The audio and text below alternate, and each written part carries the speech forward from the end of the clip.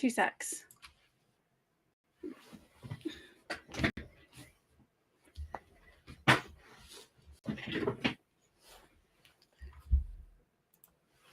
There we go. Sorry, I just have to make sure that my microphone's kicked the desk. I have to make sure the microphone's working because it turns it off. So welcome to another Madness and Mayhem, and today we are going to be talking all about Tommy Robinson again, but actually I've had a little bit of a kind of fun dive into Tommy Robinson today with a bit of help from Grok. The white genocide that's all made up, obviously, because it's not happening. And the sun's going to be out tomorrow, supposedly, even though I'm here in a jumper at the end of May bank holiday, and I have got a jumper on.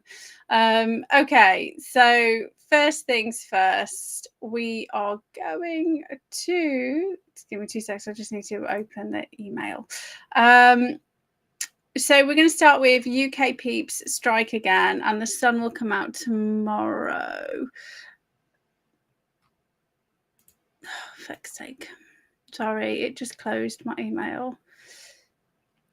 So if you haven't heard, the government was obviously attempting to block out the sun. And so you may have missed it. So Sweden or Switzerland, one of them tried to do it in like 2021, and then there was uproar, and then it got blocked, and then obviously, you know, Bacon Ed decided that he was going to give all of this money to a Quango, who was then going to block out the sun. So you know, this whole idea of it's just ludicrous. Anyway, so there was a petition that was pushed with called "Make All Forms of Geoengineering Affecting the Environment Illegal." And so it's now hit 156,397 signatures. So it will be debated in Parliament. But you've seen the debates, right? The debates, I mean, it's just, they're useless, right? Nobody does anything. They just kind of go, oh, no, this is bad. Oh, no, well, we kind of have this this concept. And everyone's go, oh, yay, well done you, right? So we've seen the debates. But the point of the petitions and the point of the debates is you actually get them on record, right? So you have a chain of evidence so that you can metaphorically nail them to the wall in the future. So basically, this came out, the petition was actually started before they were deciding to do the sun. It actually came out, the whole sun thing came out a little bit after, because I remember signing it before, but not too much before. So basically they responded a few days ago saying that they are not in favour of using any solar radiation modification and has no plans for its deployment. And so it's kind of been hijacked with regards to the solar stuff, but the actual petition wasn't about that. It was about all forms of weather modification and geoengineering. And the reason why it was started now, rather than, I mean, there's been multiple attempts in the past 4 years to get a petition going and people paying attention to it, and it just hasn't, people just haven't been paying attention to it. But the fact that it kind of then got legs, and then, you know, we've got Crazy Ed and is you know, net zero zealotness.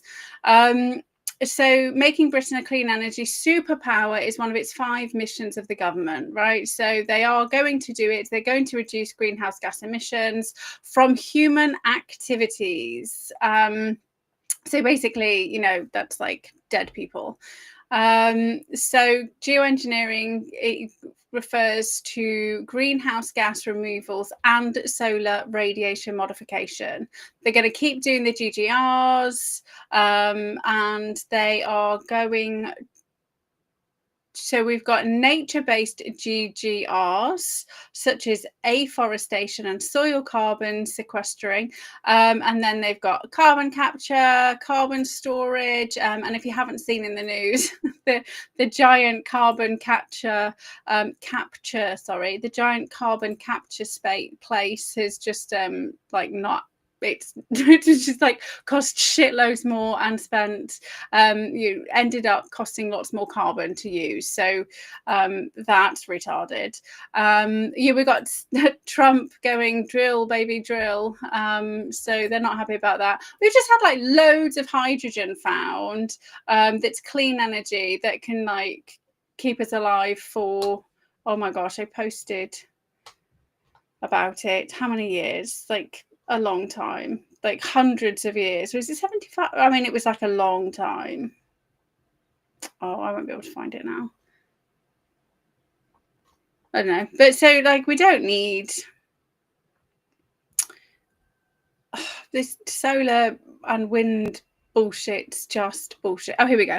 170,000 years, right? And they've just found that, right? So February, they're going to considered how they're going to be doing GGRs to help net zero. And remember, we've just been like shafted by Starmer back into the EU, which means that we will be net zero and the EU won't have to be, right? So it'll be us fucked and they get to do what they want because it's an offset, right? So that means like you can't have it, but we can. Because we will be perpetually punished for attempting to leave like forever, right? So if you think about the way that we were being treated is the same way that kind of the rest of Europe treated Germany after World War One, right? So this is where we are now. We had to sign away the rights to everything, and we just had France capturing those two fishing boats, but they can't capture any of the dinghies, right? We have now had nationalised trains, and the first nationalised trains was a bus replacement service, and like none of this was unexpected. I kept telling you that this was going to happen straight off, and I kept telling you that, like it's just obvious this is what was going on. So basically they said they're not doing sun stuff, right? So but they are going to explore climate cooling programs.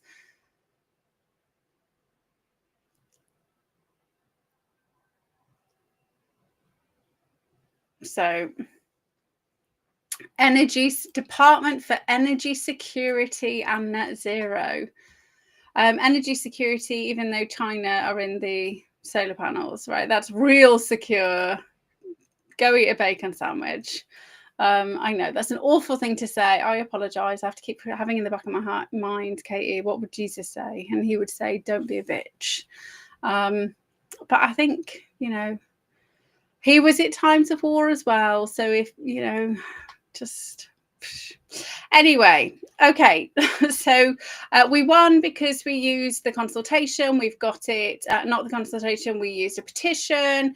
We got it on the start, we got it like it, and it will be debated in Parliament. So it'll be on Hansard, it'll be on record that the people in the UK said, no, fuck this crazy shit, which means future generations will at least be able to look back and see what we were actively trying to stop this madness, right?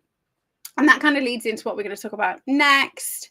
I mean, Tommy, right, every time I hear his name, I just go, oh my God, like, how do people not see the entire... It's a con. It's a way to have you start a civil war. So these two kind of things kind of link, right? So we've had like multiple successes using consultations, multiple successes of people taking the government to court, winning court cases. And we saw that throughout the pandemic, right? Scamdemic, whatever you want to call it. In the UK, there was forced vax mandates for care homes only, and then the entire thing collapsed, right? And the entire thing collapsed because of the consultation, right? So don't have people telling you it was because the 100,000 NHS doctors fucking marched in January. It had already collapsed by November the year before, right? So because 65,000 people said, fuck that shit, you are not doing it, and there was a mass walkout of carers because they said, no, we're not doing it.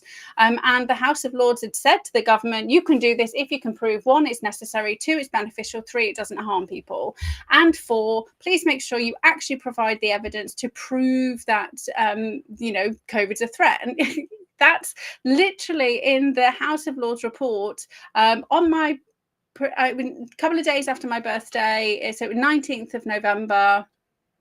And everybody, all these big influencers, just pretended that wasn't there, and they pretended it wasn't there, and they hyped up and hyped up and hyped up that you're all going to have to get jabbed, you're all going to have to get jabbed, you're all going to have jabbed. So then they did a mass staged walkout, and then all of a sudden it was ended. It was already fucking ended. So people did that. We blocked them getting rid of the Human Rights Act, and I know that is causing contention with regards to the criminals who are using it to stay unlawfully in this country. I get that. It is being used by them on purpose to remove it from the statute books, right? So the Human Rights Act is the thing that we have used to successfully not end up in a gulag, right? So every time an illegal gets a highly paid, cabal lawyer to keep them in here, that gives us precedence to save ourselves should we need to, right? And anybody who's in prison for things that they shouldn't be in prison for are not using the Human Rights Act, right? So that is our literal get out of jail free card. And I've spoke about that before with regards to Julian Assange, right? They just didn't use our one. They used the European Court of Human Rights. And until Starmer shafted us, ours was supreme, right? So I know the reason why that was brought in was bad, but it doesn't then have to be bad. If that goes, we are like royally fucked, right? At the moment, we still have that,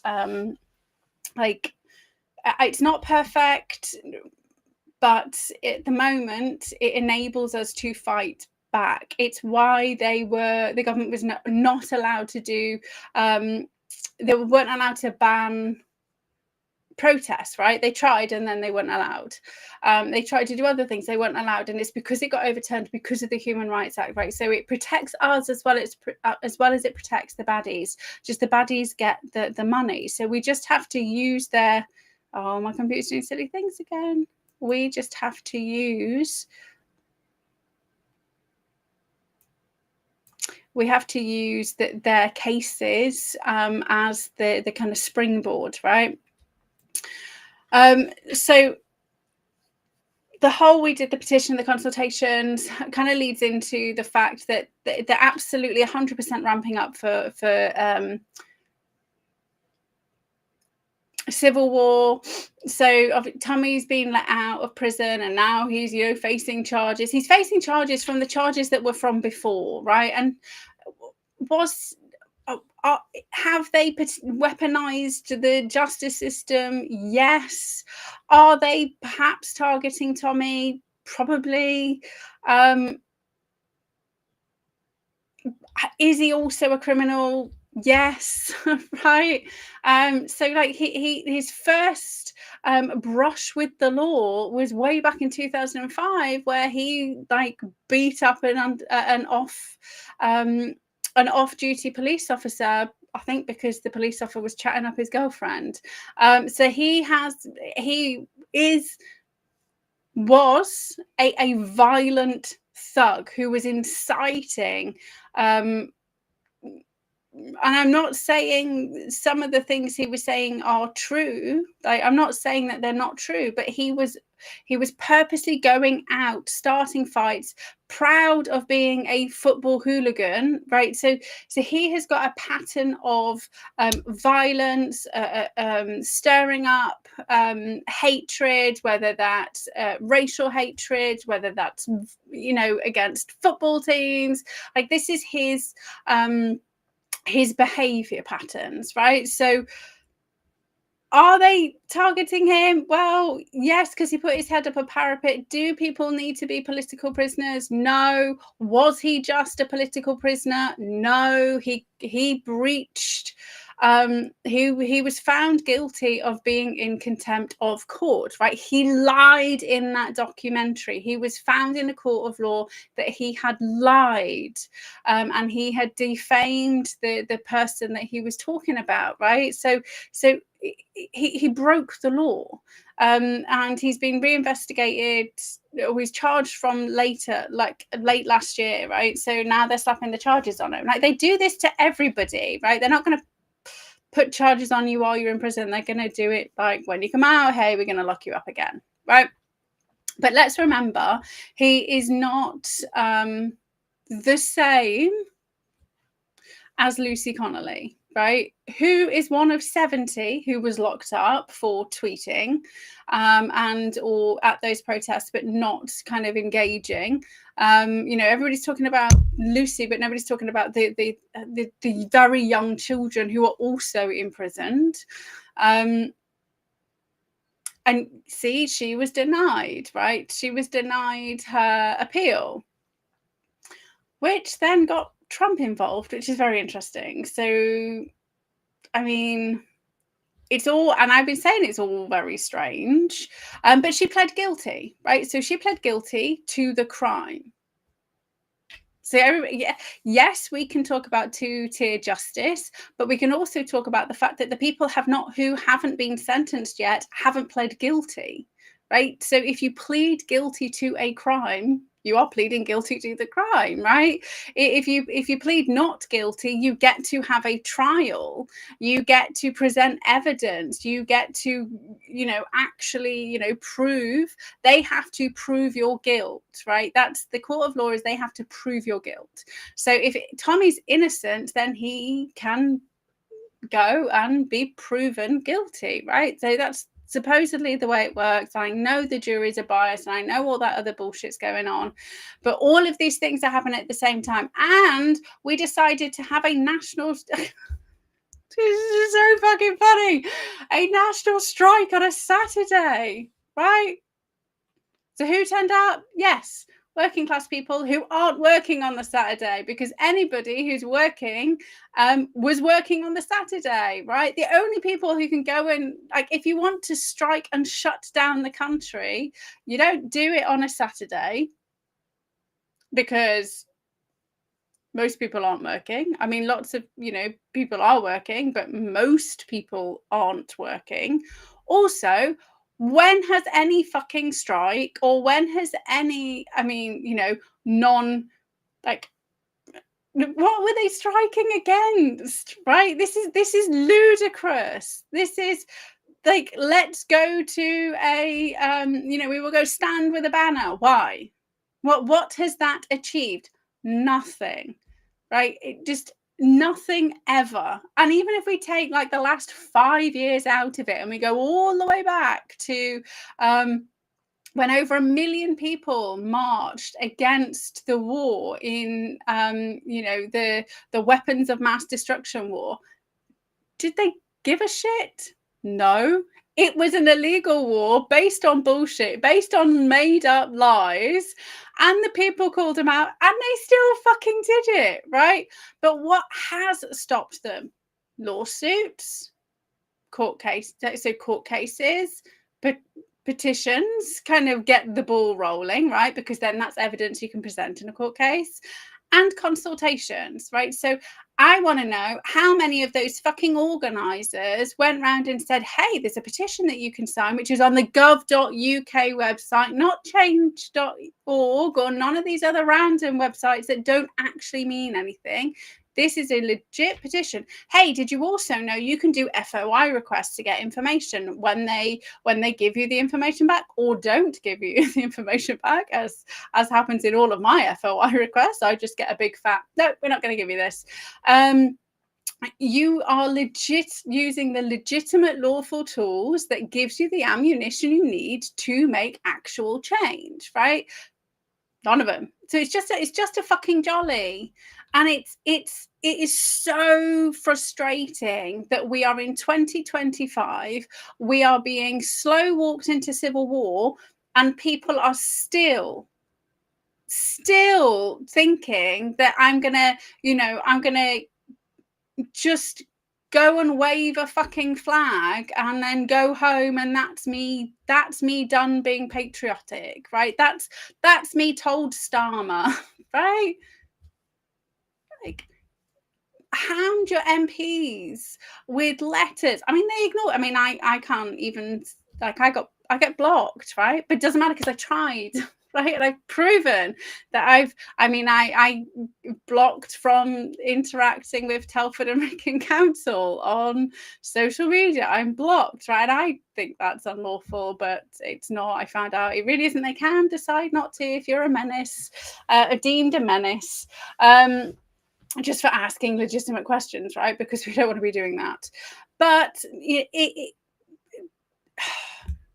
it doesn't work, and we are being slow walked into civil war. And I literally I despair at the fact that even now, right? So when we started, and I say we, when I started 10 years ago being a menace and a nuisance, like, I had to read shitloads of books. I had to go and understand and comprehend things that were way outside of my wheelhouse, right?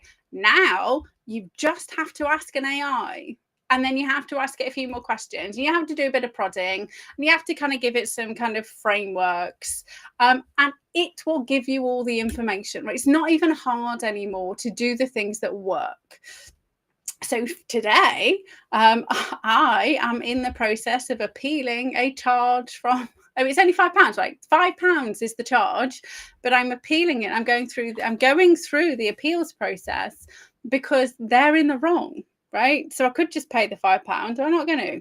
And so what did I do? I went to Grok and I went, hey, this happened.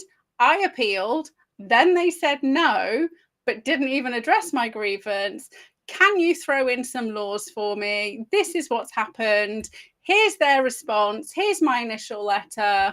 I've got to go to the kind of next level. Can you frame it for me? Right? I've only got, please, no longer than X, 10,000 characters. Right?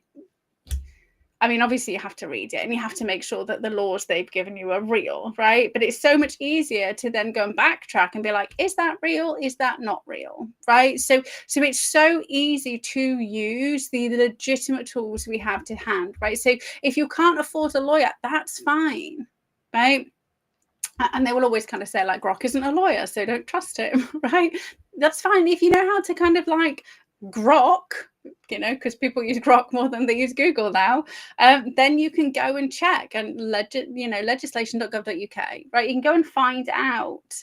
But it's not hard anymore to do the legitimate channels. And if all those people, if you put your money towards printing a letter or printing a leaflet, and waking up your neighbours, then we have more people doing the actual things that work, right? So one of the things that, me and the people that I kind of hang out with online did way back in 2020, right? So this is before people are being jabbed en masse.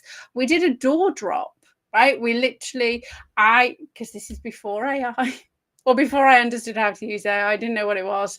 I went and did loads of research, turned all of that into 10 really simple true or false statements on the front, and on the back, we just told people where to go to print some more and share it, right? And everybody who I was kind of like chilling out with online printed 100 letters, just printed 100 black and white posters, folded it up, and went and did like door dropped them, right?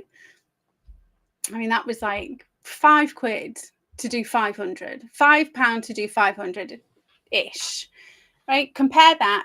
So out of that, you end up with more people awake, more people alive, rather than, jab dead back then. People need to start using their time wisely, because we are literally getting to that point where the World War is off the table. Like, people don't understand, World War is off the table, even though Putin's gone nuts, and Turkey, we've got Erdogan, who's about to be assassinated. Oh my gosh, how many years late, right? So Erdogan first, Putin, why do I keep calling him Putin second, China's hotting up, right? All of these things are kind of like hotting up. Civil war's the easiest one to do, right? And they've been gearing up for it for over 100 years. It's not like they just decided like 10 years ago. This has been a planned inception. Like, this, and I keep saying World War II was a trial run, right? The Germans were the guinea pigs to see how easy it is to manipulate people, and also, just for shits and giggles, see how far you can push people with regards to their limits. So we've got, with regards to pushing for the World War, the Civil War, obviously we've got Tommy Robinson, we've got Lucy Connolly, we've got the random strike. I was doing the dishes and it kind of rolled into, what was I watching? Can't remember what I was finishing off. And then Trigonometry came on, and I don't watch Trigonometry anymore. I used to watch it, and then it got, I think they wussed out, right? They chose their channel over speaking out, and I stopped watching them, right? So my channel got nuked because I was like, I'm not going to stop talking. I'm going to tell the truth and reach as many people as I can reach while I'm still able to. And at some point, I will be able to come back online, right? So, and then while I was offline, I was out on the streets. And while I was, pushing my leaflets through the 3,500 doors that I did trying to get elected, I pushed some truth on those too. So I chose, yes, it was financially painful, like really fucking painful, to the tune of we still owe tens of thousands of pounds worth of credit card debt, because if you've got to eat, it's got to go on a credit card if you've had your entire income removed from you. So I chose to save people's lives over saving my channel and saving my business, right? Which is why 2025 I'm like on rebuild number 4 or whatever. So I stopped watching Trigonometry because they chose their income over people's lives, and I will never make that decision. So I don't even know how it ended up being what was next. Anyway, so it was the young lad who's a GB News guy who was talking about the grooming gangs. And it ended up being quite time aligned, because and actually I really, really appreciated YouTube for that, because he did a very good job of talking about the fact that it's not new. It goes all the way back to the 60s and 70s, and then it was and obviously in 80s it was like hushed, because at the same time we had Satanic Panic, right? We had AIDS coming out. That was their attempt at what they did successfully in 2020. Like, that was their first proper push, right?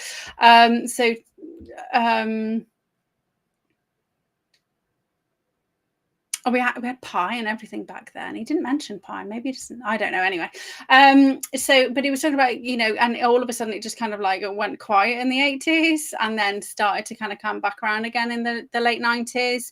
So it was quite nice because people don't talk about that enough, that it didn't just, oh shit, it just happened, right? So my nan used to live in Rotherham. I mean, she's, passed away a little bit ago. It was an open secret in Rotherham, right? So we used to go to my nan's house, and she would always say very interesting things, because old people do, about the Pakistanis and them taking little white girls. And obviously I was like a child, so my mum and dad would be like, you can't say stuff like that.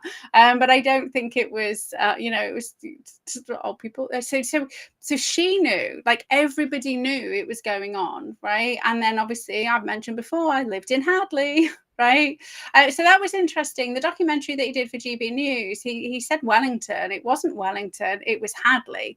Like the chip shop was literally in Hadley, because it was like a minute and a half walk from my house.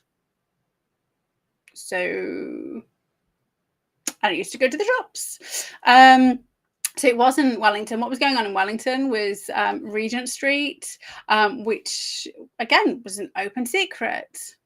So it's anybody to so, I mean, what am I, 41 now? So 20 years ago.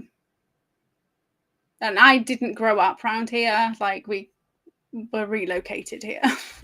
Not very impressed with being relocated in Telford, but that's what happens when your dad's in the RAF. But not long after we moved in, like, it was very obvious that there was this giant secret about little white girls going AWOL and missing from care homes and showing back up again. So it's the same pattern of abuse that was going on in the 80s in the care homes, right? So we got Telford was the pregnancy capital of the world, right? Teen pregnancy capital of the world. And it was nice to hear somebody talk about it being not new, right? But the reason why I said it was quite timely was because he mentioned something else that people also don't mention about Tommy Robinson. And if you can check back. I mean, I probably wouldn't check back on my videos because I'm not very cohesive, because it's not polished. It's just true. It's just raw stuff coming out of my noggin that I mentioned over and over again, with how damaging he was to the actual cases, with the way that he was going about what he was doing. And after kind of like, chatting to Grok and deep searching Grok, I think he is a useful idiot rather than an actual asset, right? Because if you look deep enough into his history, he's not intelligent enough. I genuinely do not believe he's intelligent enough. At all. He's like a moody teenager who didn't get his own way, and the people around him 100% manipulating him into doing things that are very silly, because he's very easily persuaded to do stuff. But he's like, the stuff that he used to do almost collapsed 3 major cases, despite being told that he can't do what he was doing by the police, right? So when I talk about, sometimes he is committing crimes, right? So he was recording him and Jada and, is it Paul Gold, the ex IRA MI5 kind of guy, who were recording outside the case, recording outside the trials, sharing information that they shouldn't be sharing, which almost collapsed the cases, right? So that you can't do that, right? And they were being told you can't do that. And rather than listening to what the police were telling them, they were saying, oh, they're covering it up, right? And this is why I get really angry when people share shit on social media, i.e., I've just taken a photo of these two people who were trying to touch up my child. And I commented, did you give that photo to the police or did you just share it on social media? And I got shitloads of people kicking off at me. And I went, well, if those two people have just raped somebody else's child, they're going to be able to argue that they have not had a fair trial and they will not go to prison. Right? So I don't care about the people. I care about the children. And if you've legit just seen a crime, then it's your duty to go to the police. Now, do I believe the police are all going to do something? No. But am I going to purposely derail a potential case that could be something that actually starts the ball rolling? Not all police are bad. Like my granddad was a policeman. He wasn't bad. Although I do know people who are in Telford Police who have finally resigned because of the bullshit. And I keep thinking, well, what's taking you so long? But not.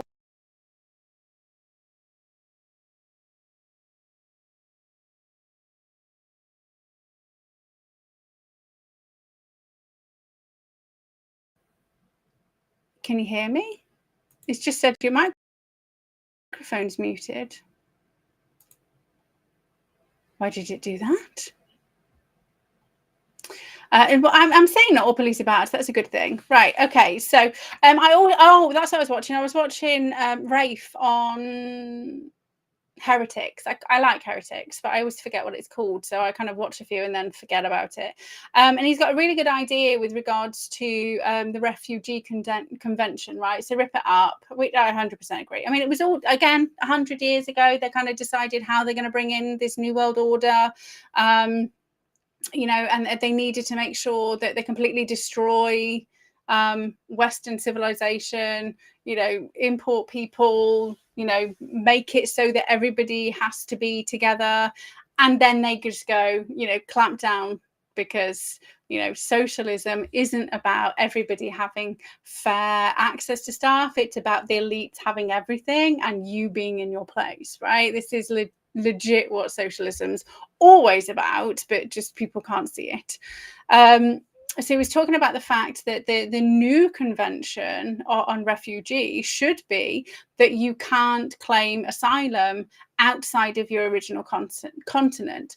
And I think it should be framed that you should be claiming asylum somewhere that aligns with your cultural belief system, right?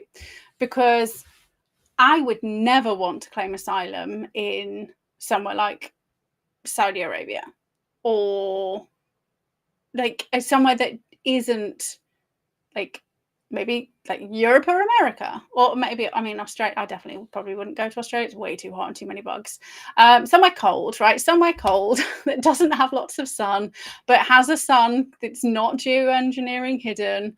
But this is my culture, right? And I know other cultures in Europe are very different, but they are more easily aligned with what we do here in the UK, right? So if I am facing persecution because of my beliefs, and then I'm going to a culture which has got is more open, then I need to kind of assimilate, right?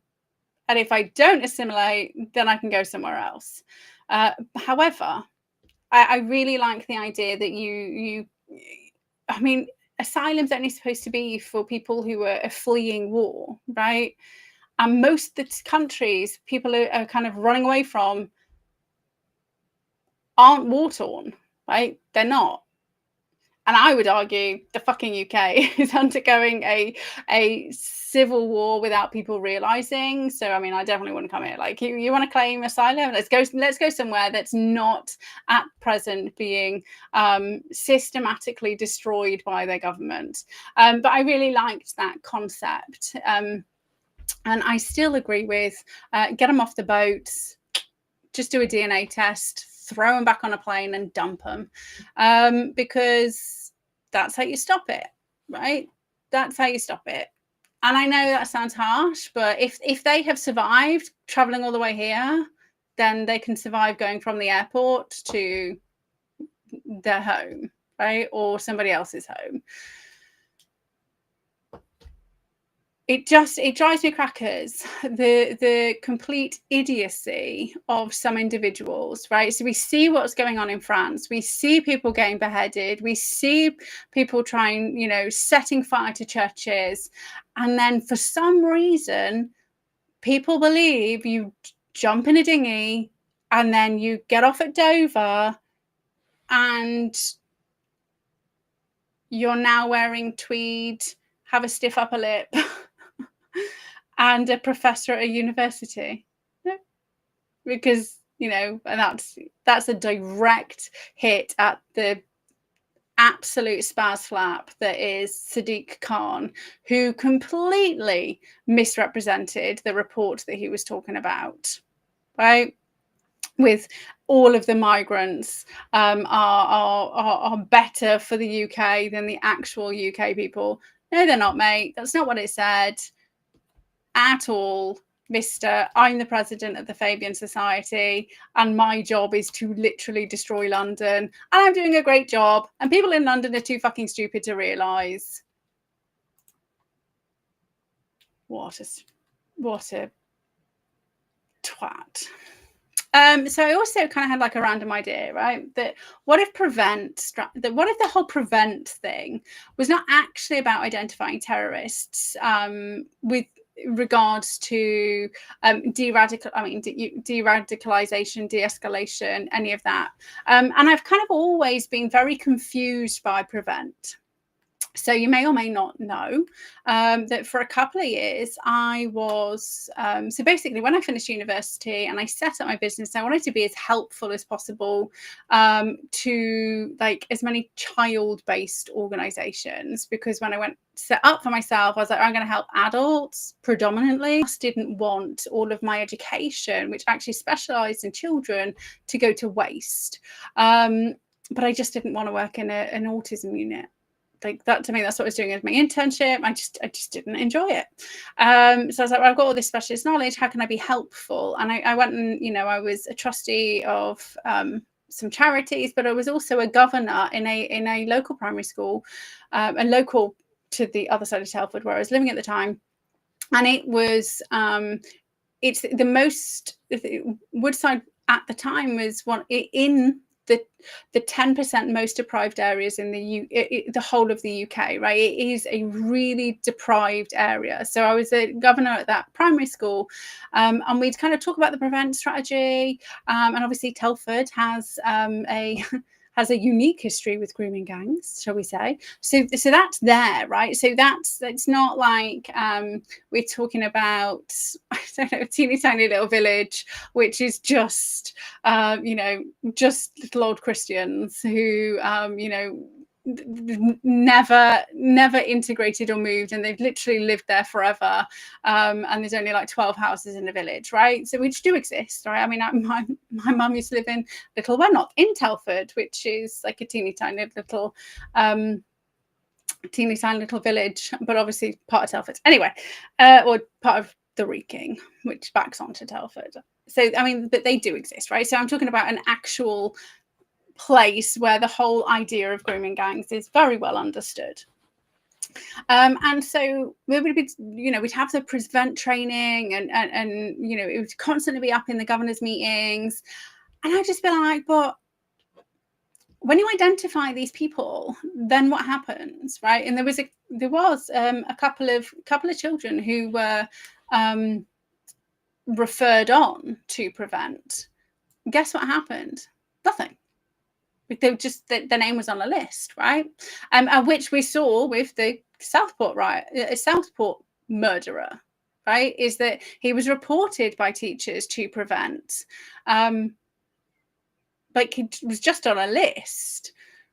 And it got me thinking when, Rafe in his little video was saying, there's 1 in 100 people in the United Kingdom are on the terrorist watch list for being an Islamic extremist, right? A terrorist. So 40,000 Islamic extremist terrorists identified, right? Identified that are on the watch list. So all those 40,000 shouldn't even be in the UK, right? At all. If they are fundamental extremists, they definitely do not align with our political viewpoint, and they should go back to their own country, right? Where they can have their extreme political views, right?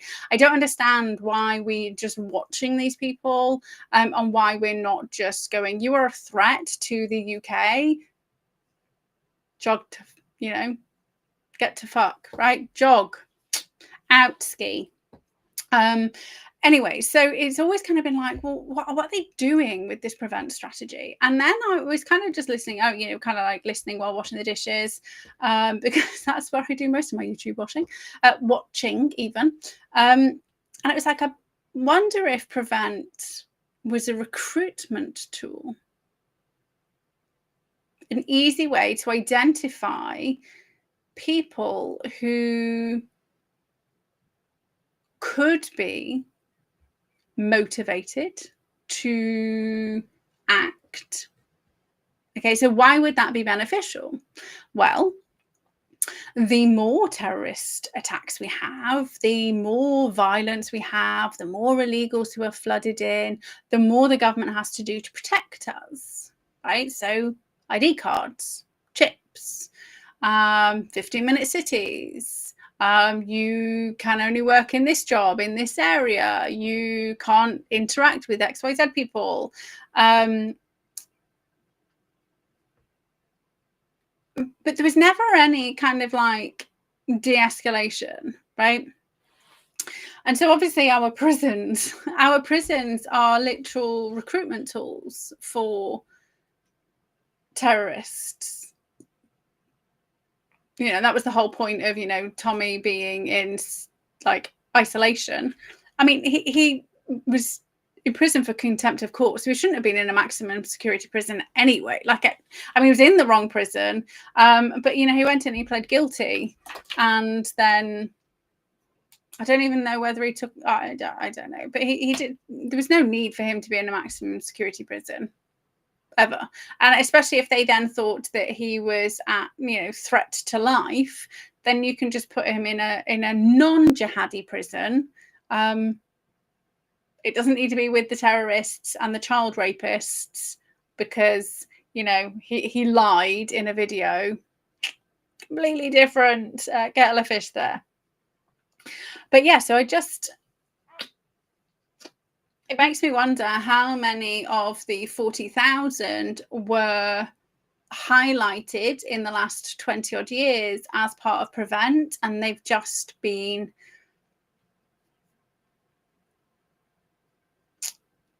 funded by organizations like USAID, who, if you've never seen that image of like the jihadis and the USAID like image in the background,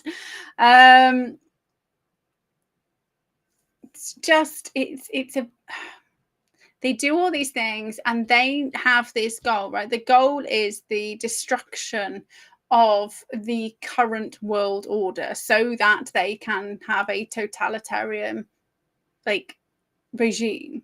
And all of these little things feed into it. And I think we just miss it. We just miss it because we are so distracted by the bullshit and by the, flag waving and the potential, fight that almost happened because there was counter protesters.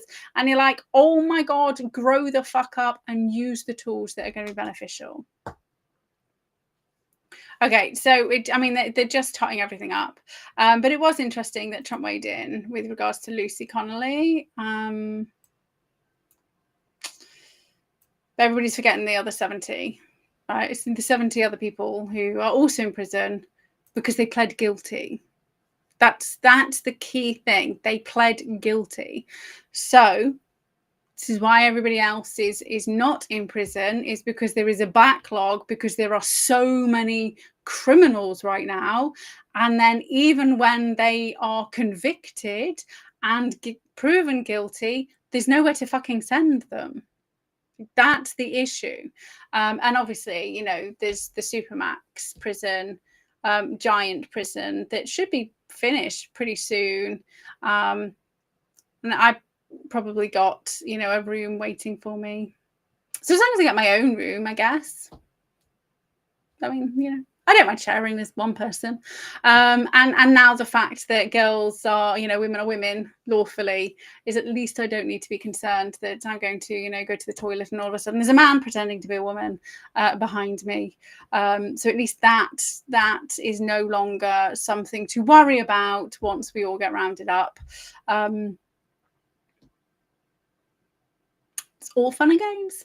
Okay, so after that very disturbing thought, let's kind of dive into something which is going to help us just stay outside of the madness and just help us kind of clear a bit of the mayhem in mind. So I've kind of teased you again this week. I think I'm getting good. Let's just blow my own trumpet. I think I'm getting quite good at teasing you with keeping you guessing with regards to what we're actually going to be speaking about. So it is something along the lines of, oh, wait a minute, quickly, just before we go, move on. Obviously the Russians did it with regards to Starmer. Of course it was the Russians. Oh my gosh. And, you know, if you hadn't seen, there's now a third Ukrainian rant boy, right? And that was released by the BBC. So now we know it's a psyop. Russia and the BBC, it's instant. So now we've got to start trying to figure out who is coming up next, right? So Starmer out, who's next? And I think Andy Burnham is definitely going to be rewarded for all of his hard work at keeping the Manchester Mafia going. Yeah. I mean, why? I still don't understand why David Lammy hasn't been arrested for what he was doing. I mean, they're all like, they all need to be arrested, right? But we've got, we had those 56 MPs, right? Maybe Starmer was named. I mean, Corbyn covered up Islington, grooming scandal. There's just too many corrupt politicians to try and figure out what's going on. Who knew? Anyway, so on to the mayhem, and it's all about the physics manifestation secret you really need to know. Okay, so I'm going to tell you something that you've probably heard, and you've definitely heard me say like multiple times, right? So light. This is what they like. So, you know, they always thought light was a particle, right? And then they proved it was both a particle and a wave, right? Could be two things, right? Which was just like blew everybody's mind. Everybody thought it wasn't true, but it is, right? And let me just confirm I'm not getting this the wrong way around. Wait a minute.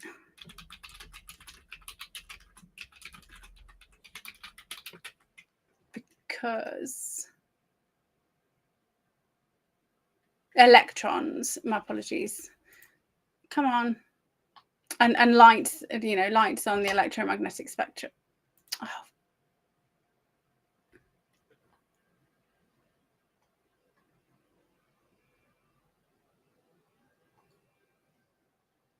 Yeah, okay. And they were using light as the double slit experiment. Yes, okay. So the difference between it being a particle and it being a wave is when it's observed. So it's part of the observer effect. It's really interesting that, well, I think it's really interesting, that physics was doing this kind of observer effect at a teeny tiny level around the same sort of time that psychology was doing the observer effect on people, right? And so we've got, if somebody's being observed, they will alter the way that they're behaving, like, humans, right? So if you're about to do something naughty and somebody stood there watching you, you're much less likely to do the naughty thing. Similarly, if you are so if somebody is like thousands of miles away, and they are focusing on you, you can sometimes like be like thinking there's somebody behind you, right? So there's like the whole staring, like if somebody's staring at you, you can feel it, right? So you can tell when you're being observed, that whole kind of like sixth sense feeling. But actually right down to a teeny tiny little level, particles, so electrons know whether they are being observed or not. So when they are not being observed, they are particles, so like they're solid, and when they are being observed, they are waves. So they're kind of like, woo, life's amazing. Okay, right? And you're like, okay, what's that got to do with my mind? Well, this is where it gets crazy. So when we are talking about manifestation, right, it is turning the thoughts that you have. Well, actually, it's not just your thoughts, right? Your thoughts are your brain's your receiver. It's your emotional state, right? So your atomic hum is how you feel. How you feel is an energetic projection, right? So your body is an electromagnetic system. It can be measured.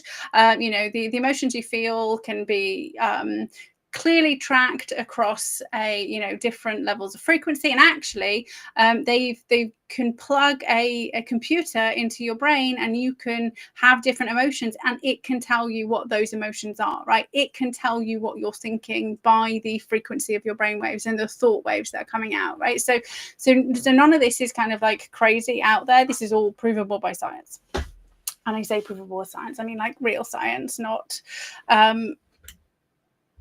COVID fake science.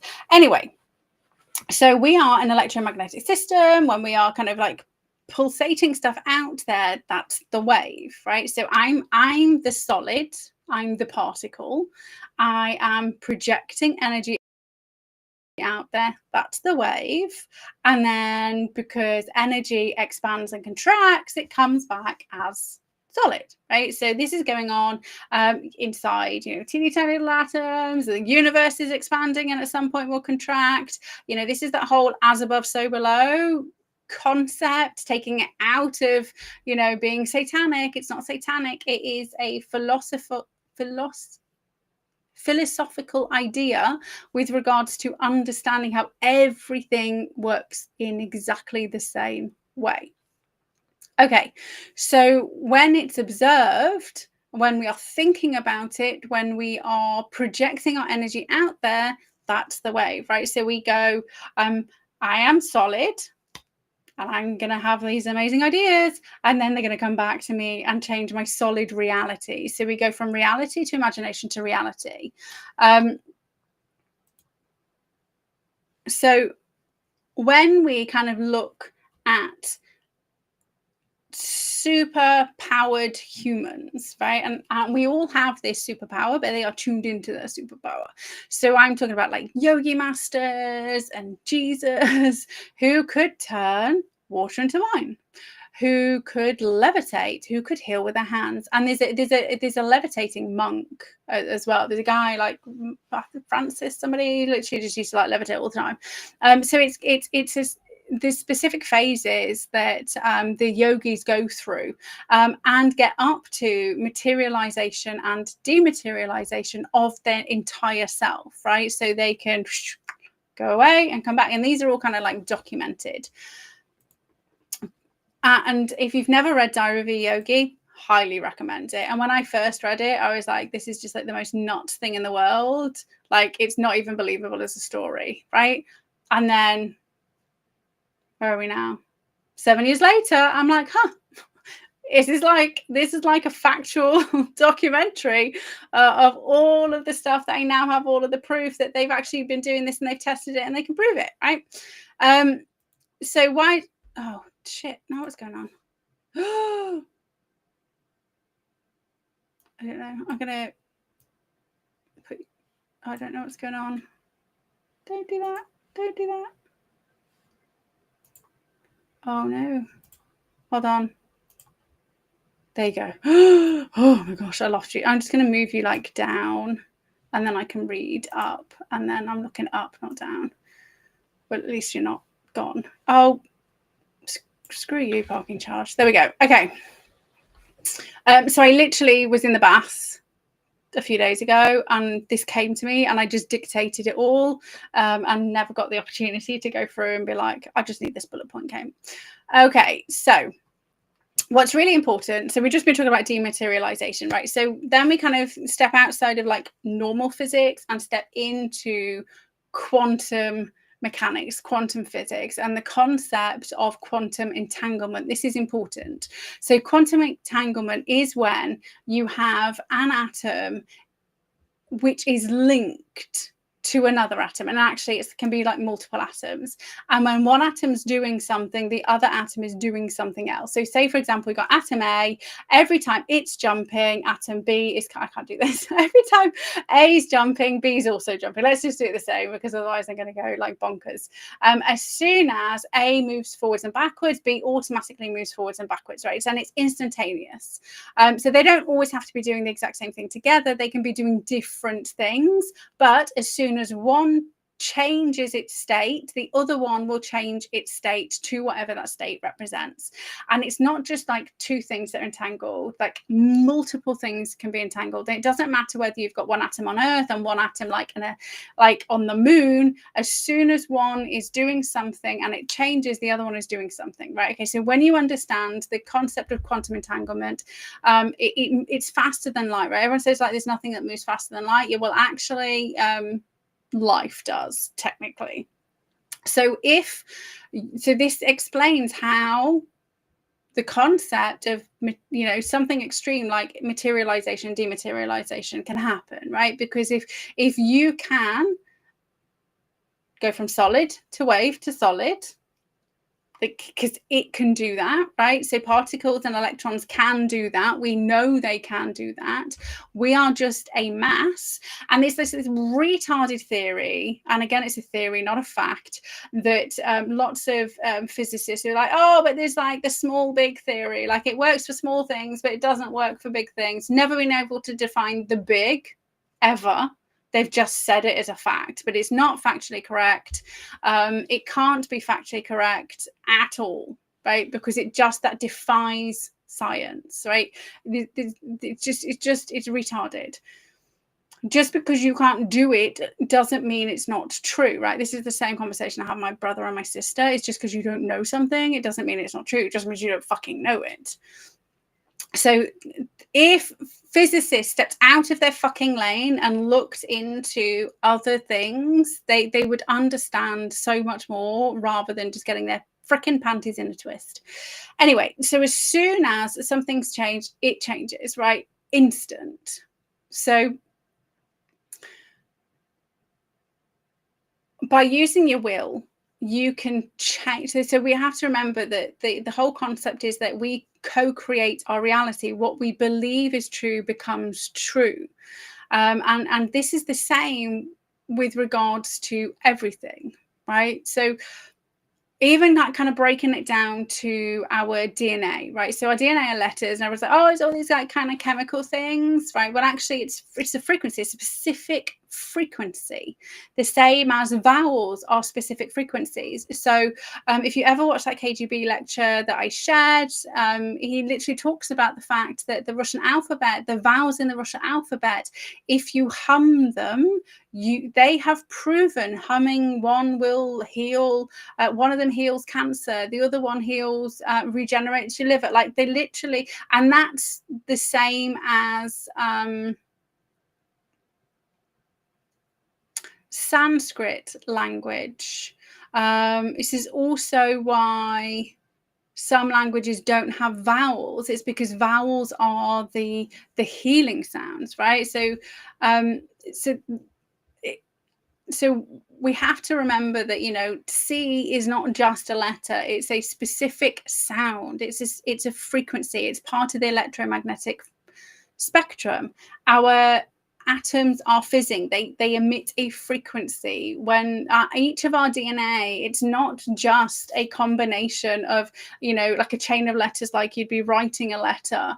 It's a specific frequency that are aligned, that will instantaneously change, because the concept of light and being both a particle and a wave, right? So, and that doesn't change. And so light is, so sound can be, okay, because it's all on the electromagnetic spectrum. This is why, like, the biggest disservice like science did to kids in school was make them think light and sound and microwaves and stuff like that are all different things. It's the same fucking thing. It just depends whether it's the size of the wave, right? And then there's kind of like the mid-range where some are ionizing and some are non-ionizing, but actually it's to do with the sound of the wave and how much it kind of interacts with us and how much it fizzes up our electrons, right? So it's, in my opinion, that's kind of how shapeshifting works as well. Right. So I know I'm probably losing you and you're probably like, okay, it's insane. Right. So we're going to bring it down. Right. So we're going to take it back. Like that's what I said. They're like the super in touch with their capacity to alter the physical reality. So we're going to bring it right down. So you can, I'm not advocating this. I have to be really careful about what I say, because I know people are just like, oh, she said do this thing. So you can literally lop off the end of a child's finger up until the age 11, just keep it clean, and it will completely regrow perfectly. Like, that's hard science. And it was discovered accidentally when there was a child who was, I think they were 10 or 11, who lost a bit of their finger. They went to the doctors, and this is like Victorian England time. They went to the doctor, and then they were just missed. They just sat there all day, and then they went home, they kept it clean, and they came back, and they were like, oh, just keep it clean. Right. And it grew. And so the female doctor who kind of found this out was then purposely not intervening, because it was a really common injury. You know, kids used to work in factories because all of that white privilege back in Victorian England had child slaves, right? Had children working, going up chimneys in their, you know, while they're toddlers, and, you know, working on the looms and losing fingers, you know, because, you know, we all grew up in mansions. Anyway, so it was a really common injury, and then once there was over 200 children, she kind of like submitted this paper, like, to prove that we have a regeneration capacity, right? So regeneration is really important. We always talk about like healing, but we have to stop saying the word heal and start saying the word regenerate, because that's what's going on, right? It's not, healing doesn't do it justice. When we use regenerate, it really helps you recognize that actually your body can recreate anything if it's allowed to do so. So the best thing a doctor or a medical professional can do if you break a leg, you know, bone it, is they can just like splint it so that it grows straight, and it regrows, it regenerates the bone, it re-knits itself together. This, like, everything is just like recreated. We have to remember that we start off as like an egg and a sperm. Like, you need a man or a woman to make the egg and the sperm. None of this kind of genetically modified shit here, please. And they get together, do a little dance, and out of that comes an entire human with no human intervention, right? To go, oh, it's week 3, you should be doing this now. It just happens, right? So the capacity to create a human from a cell is in the DNA, right? So it's in those frequencies, it's in that, it's in your DNA already, right? And it didn't need anybody coding it. It would just was and is. So what they have, you know, and you know, if you want to kind of look, they now have something called pixie dust, right? And actually, pixie dust has been, I don't know, maybe like 10 years. Was it 2014? So basically, that is like pig's bladder that's dried. That's like I could lop an arm off, and these are adults. Lop an arm off, sprinkle some pixie dust on it, and the arm completely regenerates, right? Just grows back.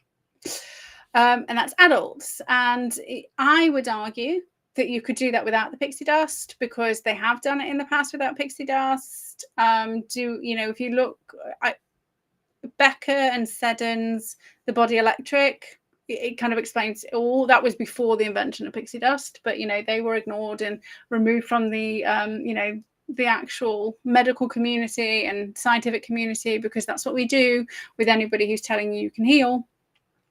So you can regenerate. So everybody like knows about the liver, right? The liver's the easy one. Like if you fuck it up to 25% of its capacity and then do good stuff, it grows back and then becomes perfect. If you smoke for ages and you get like tar-fueled lungs, and then you stop smoking, your lungs clear. I mean, it takes a while because, you know, you've damaged it, but it will do it. So your entire body can fix itself if you allow it to. I'm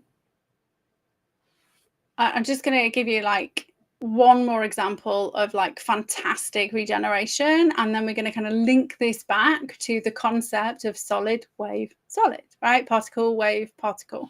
So in 1943, Lieutenant Colonel H.C. Beecher, who was a British Army surgeon, reported the complete regeneration of ribs, spine, kidney, lungs, and all other shrapnel puncture related wounds in a soldier, right?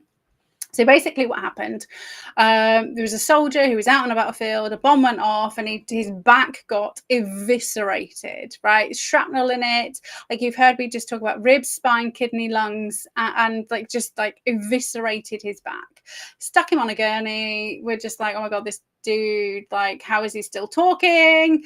Stuck him on a gurney, and we're just kind of like going to leave him in a corner, let him kind of like die peacefully, right? But the problem was he thought that his back was bad and was hurting because he was lying on his weapon, right? So he thought he was lying on his rifle, and he kept trying to get off the stretcher and the gurney because he wanted to get his rifle from it. It's like, I'm lying on my rifle, it's really uncomfortable. And they're going, it's all right, it's not there, you're fine, you just take your back a little bit. No, I'm definitely lying on my rifle.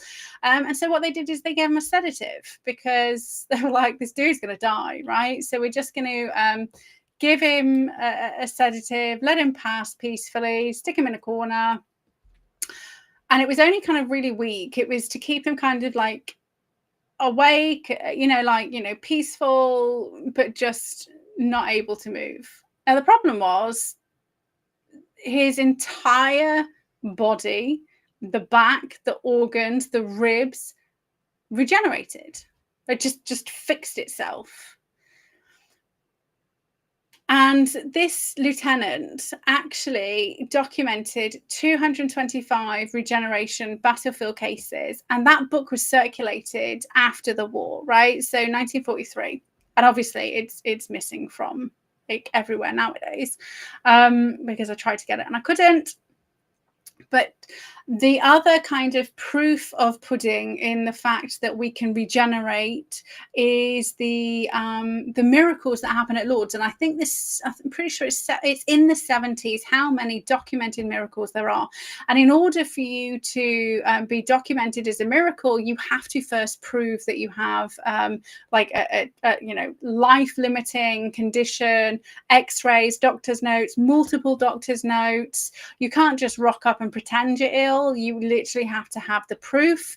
Then you have to kind of dip yourself in the water at Lourdes, and then you have to get kind of like re-medically examined once you're healed, right? So there's 70 documented miracles where people were like death's door, different types of issues, dumped in a pool, and then they're fine, right? So loads of people go to Lourdes.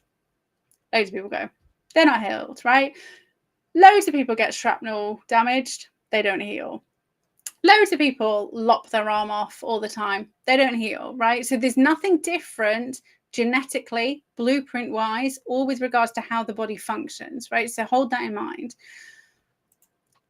So what's the difference? It's belief. It's literal belief, right? And this is where it's hard, right? Your will, belief, the part that you know, you might be physically like whole, then all of a sudden you've lost your arm. So now your thoughts are, I have no arm. So when it goes physical, thought, physical, you are physically creating the no arm, right? So you are repeating that reality and making it true.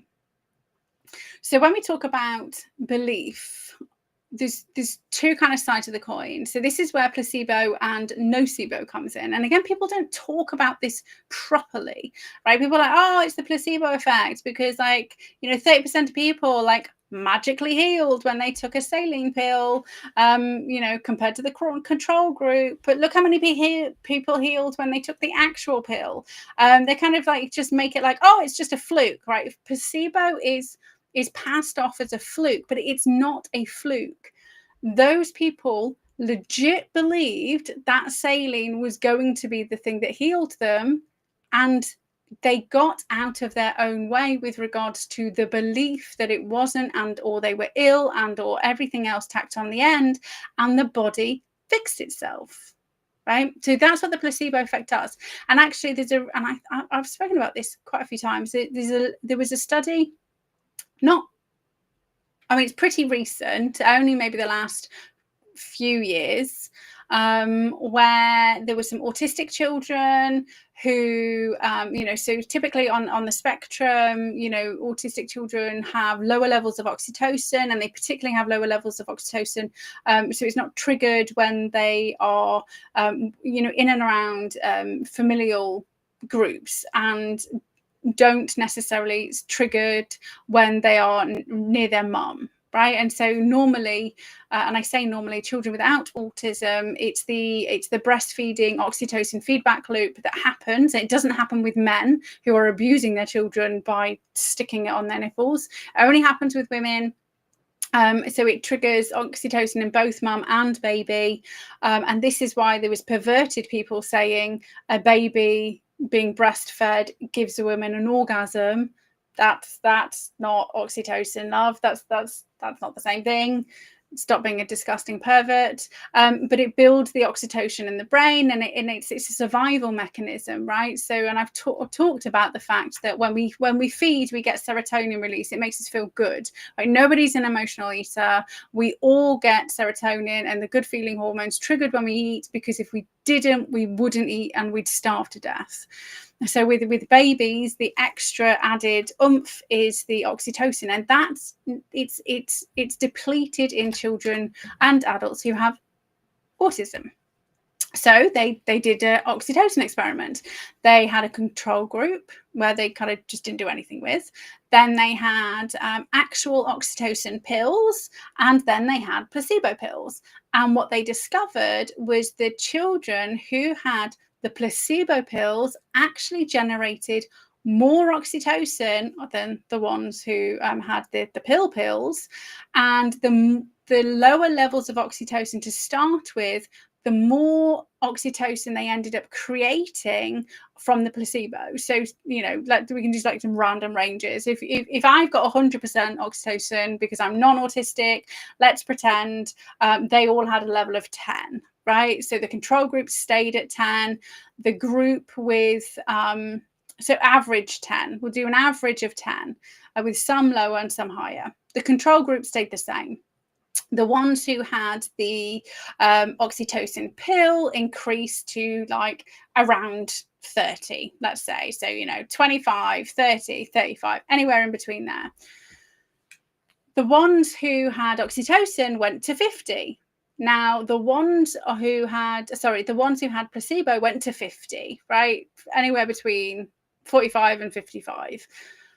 But what was astounding is the ones who like maybe started at a level 3 were the ones who had the 55, right? So the ones who had the lowest actual level to start with on the placebo pill had the highest amount of oxytocin measured in their blood, right? This is important because it wasn't they just thought it would help. They actually proved for the very first time that placebo effect is not thought. It literally creates the chemicals in the body that they believe is going to be created. And this is really interesting when it comes to children, because I don't think autistic children understand what oxytocin is. And these are quite young children, right? They don't know what oxytocin is. But somehow they took the placebo pill, and however it was explained to them, it is going to make you feel better, going to make you enjoy life more. Whatever they explained to that child enabled their body to create the hormone that it needed, explicitly the oxytocin hormone it needed to then feel that way, right? Because if you'd said to a child, right, you're going to create oxytocin with this, they'd be like, I'm fucking that it. I mean, they probably can't even, like, young children who are autistic, right? And quite often they will use children who are high on the autistic spectrum. So most often those are children who are non-verbal, non-communicative. So it's not going to be the kind of savants, right, with the high level of intelligence. And usually savant is a high level of intelligence in one specific area as well. So it's not necessarily like complete genius across the board. So it's really important to understand that it literally created the chemicals that were necessary through belief, and this is a crazy belief because they didn't know what it was doing. However, the parents knew what it was doing, right? So this is me going back to they were being when you're being stared at, and there's so much research about other people healing people from a distance, right? So what we have is the child taking a pill, knowing that it's going to make them feel better. The parents knowing that pill is is oxytocin. They know what oxytocin does. They know what oxytocin is, and somehow that child creates oxytocin. And they don't go into this in the paper because they haven't got outside the lane. They haven't looked into psi research. But together, collectively, the will of the people around them enabled that child, multiple children, to create the hormones that it needs, right? So that's the placebo effect, right? So that's only one. Now, the flip side of the placebo effect is the nocebo effect. And nobody talks about this. This is like the legit complete reverse of the placebo effect. So this is like I could give you a glass of water and be like, oh, this is like the most deadly poison. Right, you can drink it, right? I'll give it you to drink. And then I go, right. So literally just giving you like the most dangerous neurotoxin in the world. And I start listing all the symptoms, and I start telling you the things that you should look for, and I'm going into graphic detail. So I am building your belief muscle in this toxin. Maybe I'm showing you like dead people. Maybe I'm showing you TikTok videos of people dropping dead in the street. COVID, right? So I'm telling you all of these things, right? And then what happens is little by little, you start creating that environment in your body, and then you start creating, and it's not just symptoms, is you are literally creating that poison in your body. And they've proved this, right? That you can because it's we're all connected. It's crazy. There's an experiment where they've got 2 glasses of water. They've got DNA in one glass, right? They literally have the water next to each other. That same DNA appears in this other glass, right? Because they're next to each other. Nobody like moved the water. Oh, who's new? Delete. So, oh my gosh, sorry. So the opposite's true, and that's the nocebo effect, right? So when we kind of circle back round to particle, wave, particle, if you believe you have got stage 4 terminal cancer that cannot be healed, right? So let's pick something that everybody kind of understands, and you know about cancer, right? You know what that looks like, you know all of these things, right? And the doctor who's told you that has accidentally got the the scans mixed up, right? And yours was fine. Yours was 100% fine. But somehow they've got mixed up because you went to an NHS doctor, and it just like happens. And he's telling you all about it, telling you got 2 months to live. Like, you could legit drop dead in 2 months because you create it. Or, like, the reverse is true. The dude who's got told he's got a clean bill of health, right? He's just like, oh, this is great. The belief is so strong that your body, when we talk about cancer cells, your body kills cancer cells anyway, right? It's legit, like, part of your body's capacity to heal, right? And because you've only just found out you've got, well, you thought you had cancer, but now you don't, and you haven't had any treatment, you haven't been exposed to radiation, which is going to give you cancer. It kills this one and then gives you more later on, right? So your body's like, this is cool, you feel awesome, I can heal, I'm probably just feeling a little bit run down, I'm going to maybe eat some good food for me, and I'm going to feel awesome. And then they call that spontaneous remission, right? Because that happens, like, that legit happens. And they just call it spontaneous remission. So what's the difference? It's just belief. So solid, wave, solid. So when it comes to manifestation, it's the same thing. If you want, I don't want, what do people want? If you want a house and a cracks in, literally our house is falling down, but that's okay. If you want, then you need to believe now that there are no cracks in your house.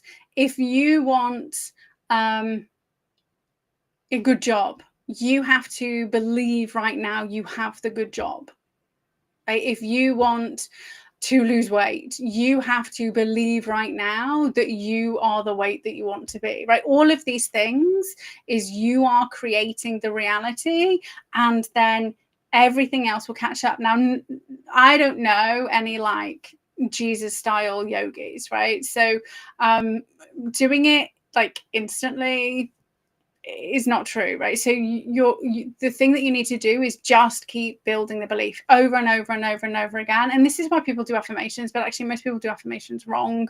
But the concept is you must believe it 100%, right? So if you've got like fat genes and you're trying to lose weight, like, you've got to do whatever you can quickly to get rid of your fat genes, right? Don't keep them. I'm not going to keep those just in case I put a bit more weight on. Like, get rid of them. Like, get rid of anything in your wardrobe which is unflattering, which makes you feel bad.